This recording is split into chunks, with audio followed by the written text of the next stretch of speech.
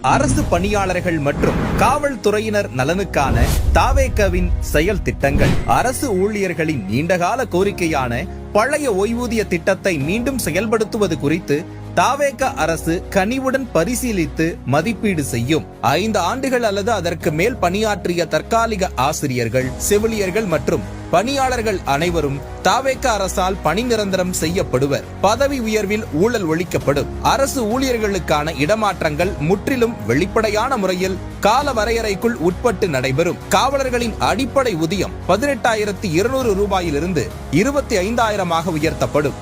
மன அழுத்தம் நிறைந்த பணிகளில் உள்ளோருக்கு மாதம் 1000 ரூபாய் கூடுதல் பணிப்படி வழங்கப்படும். காவலர் நலன் மற்றும் பணி நிபந்தனைகள் சட்டம் இயற்றப்பட்டு பணி நேரம் முறைப்படுத்தப்படும். சுழற்சி முறையில் வார விடுமுறை மற்றும் சலவைப்படி 1000 ரூபாயாக உயர்வு உறுதி செய்யப்படும்.